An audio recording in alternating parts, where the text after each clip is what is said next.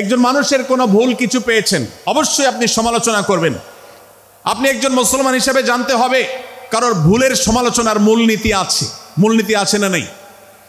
কোরআন এবং সুন্নাহর বাতানো যে প্রিন্সিপাল, সেটাকে লক্ষ্য করে, সেটাকে আমলে নিয়ে, সেটাকে ধরে ধরে যদি আপনি সমালোচনা না করেন, তাহলে আপনার এই সমালোচনা এটাই আপনাকে জাহান্নামে নেওয়ার কারণ হতে পারে। ভাইরা আমার, আপনি কাউকে রোস্ট করার নামে, কাউকে সমালোচনা করার নামে, হতে পারে কেউ ভুল করেছেন, কিন্তু সেটা করতে গিয়ে যদি তার অধিকার নষ্ট করেন, আপনি সীমা ছাড়িয়ে চলে যান, আপনি যদি ব্যঙ্গ বিদ্রুপ করে হারামের পর্যায়ে চলে যান, তাহলে সূরা হুজরাতের আয়াতের আলোকে আপনি কবিরা গুনাহে লিপ্ত হলেন।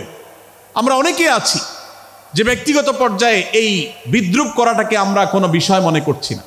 সোশ্যাল মিডিয়াতে অনেকগুলো ভিডিও ক্লিপ আছে, আপনাদের চোখে নিশ্চয়ই পড়েছে, আমার চোখে বহু পড়েছে, যে অনেক সময় দেখা যায় বিনোদনের নামে কাউকে খোঁচাখুচি করা, কাউকে অপমান করা, কাউকে হয়তো ধাক্কা দিয়ে পানি দিয়ে ফেলে দেয়া, কাউকে কষ্ট দেয়া, কাউকে হয়তো প্রতারিত করা, এটাকে আমরা এনজয় করি। অনেক ভিডিও ক্লিপে দেখা যায় এভাবে কাউকে কোনোভাবে অপমানিত করে, কাউকে কোনোভাবে ধোকা দিয়ে বোকা বানিয়ে আমরা এনজয় করি, আমরা হাসাহাসি করি।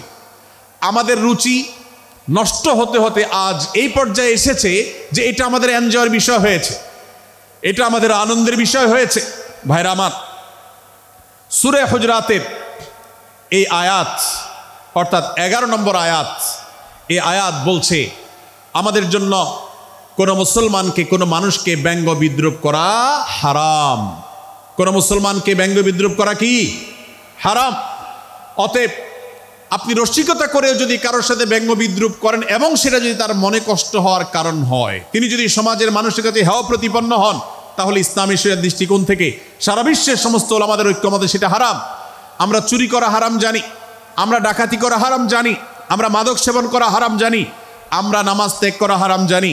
এই সমস্ত হারাম থেকে আমরা অনেকেই বেঁচে থাকি, কিন্তু আমি আমার মুসলমান ভাইয়ের চরিত্র হনন করছি, শুধুমাত্র সাধারণ জীবনযাত্রার ক্ষেত্রে করছি তা নয়, এমনকি ধর্মের নামে, ইসলাম প্রচারের নামে, দাওয়াতের নামে আমরা আমাদের প্রতিপক্ষ মুসলমান ভাইকে নিয়ে অনেক সময় ব্যঙ্গ বিদ্রুপ করি, হাসাহাসি করি, তাকে ছোট করি, তাচ্ছিল্য করি, হেয় করি, তার সম্মানহানি করি।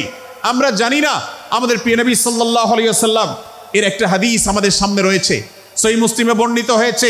নবী করিম সাল্লাল্লাহু আলাইহি ওয়াসাল্লামের এই হাদিস আজ সবচাইতে অসহায় হাদিস। অসহায় হাদিস এই জন্য বললাম যে আজকের এই হাদিসের উপরে কেউ আমল করে না, এই হাদিসটাকে কেউ পাত্তা দেয় না, এই হাদিসকে কেউ গুরুত্ব দেয় না, অথচ এই হাদিস প্রত্যেক মুসলমানের বুকে বুকে ঝুলিয়ে রাখা দরকার। এই হাদিস আমাদের ঘরে ঘরে ঝুলানো দরকার, এই হাদিস আমাদের অফিসগুলোতে শোভা পাওয়া দরকার, এই হাদিস আমাদের জীবনে বাস্তবায়ন হওয়া দরকার। নবী করিম সাল্লাল্লাহু আলাইহি ওয়াসাল্লাম সেই হাদিস বর্ণনা করেছেন।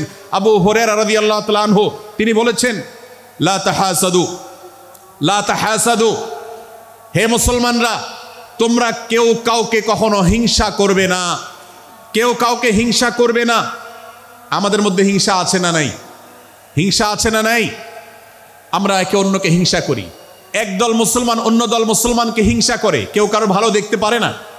ভাইরা আমার, আল্লাহ নবী বলেছেন, লা তাহাসাদু, তোমরা একে অন্যকে হিংসা করো না। ওয়ালা তানাজাসু, কেনা বেচা করতে গিয়ে কেউ কাউকে ধোকা দিও না, প্রতারণা করো না। ওয়ালা তাবাগাদু, তোমরা একে অন্যের সাথে শত্রুতা বিদ্বেষ পোষণ করবে না। ওয়ালা তাদাবারু, তোমাদের কেউ যেন কারোর পেছনে লেগে না থাকে, কাউকে অবজ্ঞা যেন না করে। ওয়ালা ইয়াবি আহাদুকুম আলা বাই'i আখিহি, এবং তোমাদের কেউ যেন আরেকজনের কেনাবেচার উপরে সেখানে ইন্টারফেয়ার করে সে যেন সেখানে কোনো প্রকার ক্ষতিগ্রস্ত কাউকে না করে। ওয়াকুনু ইবাদাল্লাহি ইখওয়ানা, হে মুসলমানরা, তোমরা আল্লাহর বান্দা, ভাই ভাই হয়ে থাকো। তোমাদের মধ্যে মতপার্থক্য থাকুক, দলগত মতপার্থক্য, অবস্থানগত মতপার্থক্য, থটগত মতপার্থক্য, মাযহাব মাসলাবগত মতপার্থক্য থাকুক, কিন্তু তোমরা আল্লাহর বান্দা, ভাই ভাই হয়ে থাকো। এক দলের মুসলমানকে আল্লাহ তাআলা ভাই ভাই হতে বলেন নাই, এক গ্রুপের মুসলমানকে আল্লাহ ভাই ভাই হতে বলেন নাই, এক বলয়ের মুসলমানকে আল্লাহ ভাই ভাই হতে বলেন নাই, নিজ দলের মুসলমানের সাথে আল্লাহ ভাই ভাই থাকতে বলেন নাই। আল্লাহ বলেছেন সকল মুসলমানদের সাথে ভাই ভাই হয়ে থাকার জন্য, ভ্রাতৃত্বের বন্ধনে থাকার জন্য। এজন্য আল্লাহ নবী সাল্লাল্লাহু আলাইহি ওয়াসাল্লাম সে নির্দেশ করেছেন। আল্লাহ নবী সাল্লাল্লাহু আলাইহি ওয়াসাল্লাম আরও বলেছেন, আল মুসলিমু আখুল মুসলিম, মুসলমান মুসলমানের ভাই। লা ইয়াজলিমুহু ওয়ালা ইয়াখযুলুহু, কোনো মুসলমান কোনো মুসলমানকে জুলুম করতে পারে না, তার আইল ঠেলতে পারে না, তার জমি দখল করতে পারে না, তার অধিকার নষ্ট করতে পারে না, তাকে কথা দিয়ে অত্যাচার করতে পারে না, ওয়ালা ইয়াখযুলুহু, তাকে অপমানিত করতে পারে না, লাঞ্ছিত করতে পারে না, ওয়ালা ইয়াকযিবুহু, তার সাথে মিথ্যা বলতে পারে না, ওয়ালা ইয়াহকিরুহু, তাকে তাচ্ছিল্য করতে পারে না। আত্তাকওয়া হাহুনা, আত্তাকওয়া হাহুনা, আত্তাকওয়া হাহুনা। নবীজি তিনবার নিজের বুকের দিকে তাকিয়ে দেখিয়েছেন, তাকওয়া এখানে, তাকওয়া এখানে, তাকওয়া এখানে।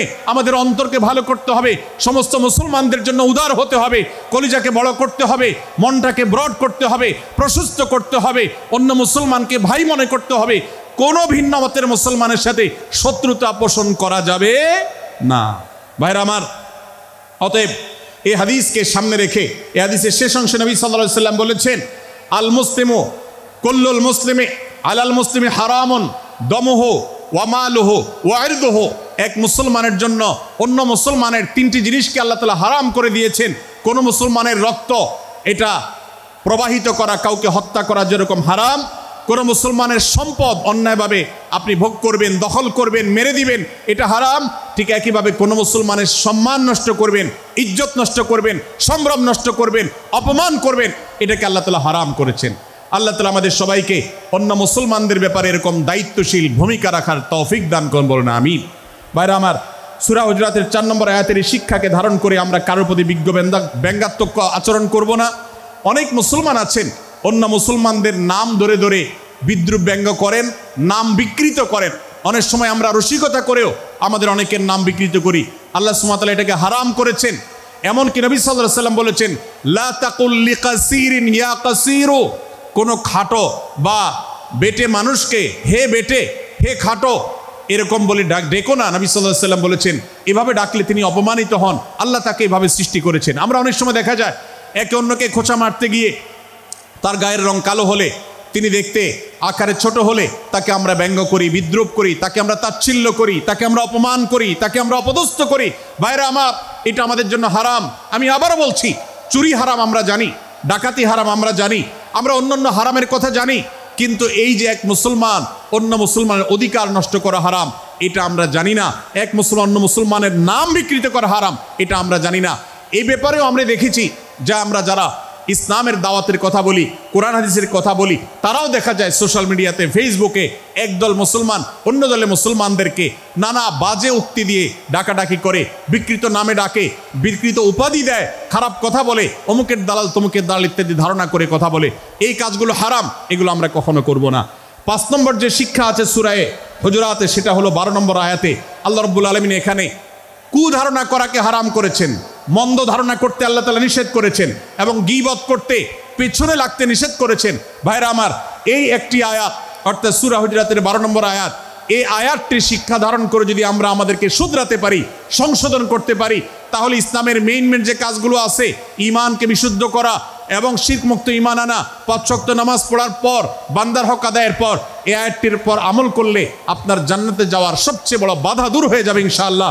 ভাইরা আমার, যে আয়াতে আল্লাহ তাআলা আমাদেরকে কারো প্রতি মন্দ ধারণা করতে নিষেধ করেছেন, গীবত করতে নিষেধ করেছেন, কারো পেছনে লাগালাই করতে নিষেধ করেছেন, সে আয়াতে আল্লাহ রাব্বুল আলামিন বলেছেন, ইয়া আইয়ুহাল্লাযীনা আমানু ইজতানিবু কাসীরাম মিনায-যন্ন, হে ঈমানদারেরা, হে মুসলমানরা, তোমরা কারোর প্রতি ধারণা, মন্দ ধারণা তোমরা করো না, এটা থেকে বিরত থাকো।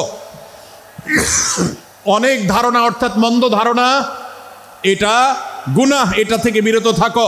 ইন্না বা'দায-যন্নি ইসম, কারণ কিছু কিছু ধারণা অর্থাৎ যেগুলো মানুষের সম্পর্কে কোনো তথ্য উপাত্ত ছাড়া নিছক ধারণা প্রসূত মন্দ ধারণা করা হয়, সেগুলো গুনাহের কারণ, সেগুলো অপরাধের কারণ, সেগুলো কবিরা গুনাহ, সেগুলো পাপাচার, সেগুলো আল্লাহর অসন্তুষ্টির কারণ, সেগুলো আল্লাহর অবাধ্যতার কারণ।